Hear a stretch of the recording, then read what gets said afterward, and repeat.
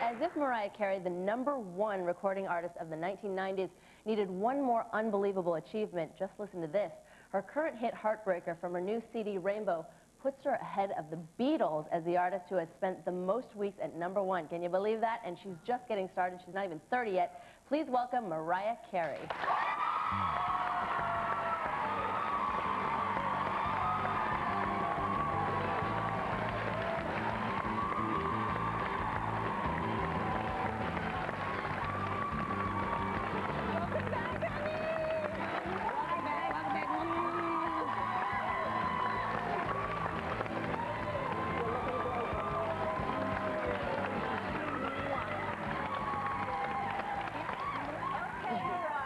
Wow, you are gorgeous.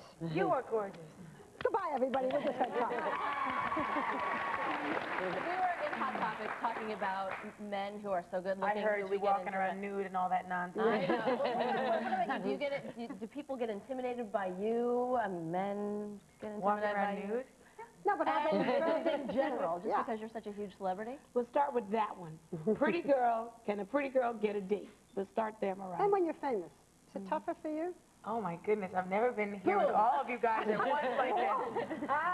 Okay, You know that's the question everyone wants to know anyway, so. You know what, I think that I don't have the typical life experience of most people, so it's hard for me to really give an answer that's global enough. But in my own limited experience, it's a little bizarre. Put it that way, because you never know who really wants to be with you, or if they have another agenda, or if they just want to make you like a little notch in their little, you know, whatever. And it's just, you know, it's difficult. It's hard. I would say it's hard, yeah. Well, for the guys out here who have been wondering, can you give up who you're going out with these days? Oh, you know. I already know. You guys know from backstage, because they have the You want to say, you want us to say, because he's divine. No, I'm not embarrassed at all, but you guys know. I know, but we want to know. Louis Miguel. Yes, he's a beautiful person. He's great, and oh, look, you got an old picture of him. Don't you guys have anything new? We'll get a new picture of the two of you. Well, so what a couple. What a great couple. I'm very happy, yeah. I mean, I hate talking about it because it's so, you know, it becomes, not that I hate talking about it, I love talking about it, but when you talk about it on TV, it suddenly becomes like, okay, well, now the world knows about this new thing, and, you know. But, you know, when we did an interview with you for 2020, which was last year, you were very poignant. You were just beginning your new life, and you said, I remembered you said your ultimate ambition was to find somebody who understands who you are. Yeah. And a year ago, there wasn't any. And now, you know, to hear you talk about it openly, that's a big deal. No, it's great. It's really, you know what it is? I don't think there are very many people who have a similar lifestyle who could understand the drama and all the nonsense that, like, goes along with my life. I mean, who's going to be able to understand, okay, I'll call you back because I have to go on stage now, and, you know, they're lifting me up in the whatever to come down on stage in front of 50,000 people. I'll call you back. Okay, you're waking up in the morning and there's, like, security knocking on the door, or hair and makeup people waiting to get you ready for something, or, you know, just the ridiculousness of our lifestyles actually works really well together because not many people would understand. Also, being a singer, it's really nice when someone else is musical and they understand just on a creative level.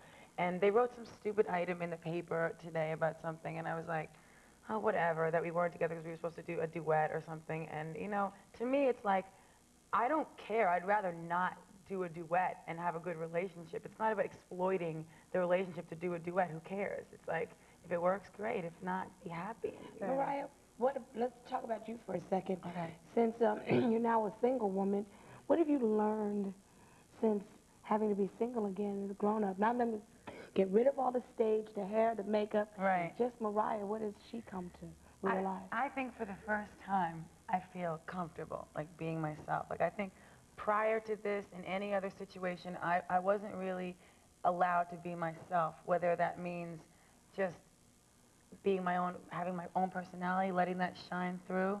Oh dear, what is that? Letting that shine through, you know, or just being able to feel comfortable, like not having makeup on and not having my hair done, lying around looking a mess. You know what I mean? Like, that's real, and it's nice to be able to be with someone who you don't feel the need, like you have to impress them all the time or you have to be perfect all the time. You know what I mean? And then every time you walk out the door, do you feel that pressure that if I don't look sexy enough, people are then going to be critical of me? Not if I don't look sexy enough. I mean, it just if I... Yeah, right. You don't look sexy. No, you know what I'm saying? I mean, it's not like I'm thinking that, but it's like I will think twice before I walk out of the house with absolutely no makeup on, because if someone's out there with a nice camera, yeah, they'll get me in a bad angle, and I'll be looking a mess and hating it, as has happened to me many times. Mariah, when the Marilyn Monroe auction was on, and you bought Marilyn Monroe's white baby grand piano, and I did that auction, and it was a very poignant story. And your childhood was a difficult childhood. You paid over $600,000 for that piano. Did it have anything to do with your childhood? What did it mean to you? Well, I remember the first time I ever saw Marilyn Monroe. My mother was watching a documentary. I guess it was on one of the anniversaries of her death, and I walked in and I was really mesmerized, and then I started reading books about her and her life and what she went through. And I know that the piano was probably one of the most sentimental objects to her, because it did belong to her mother. And, you know, there was a lot of difficulty with her childhood, and she actually reclaimed that piano years later. It took her a long time to find it, and she writes about in her biography how I rescued a white piano. And I really I had my own issues with the auction to begin with, because I don't know that that's how she would have wanted her stuff to be distributed. So I feel like if anybody had to get it, I know that I'm going to really care about it, and I will make sure it ultimately ends up in a museum. So I feel that her stuff really deserved to be in a museum, and the piano will be one day, so. Well, we all can't wait for you to sing, Mariah. This CD is fantastic. Now, all of you stick around, because when we come back, Mariah is singing, so stay with us.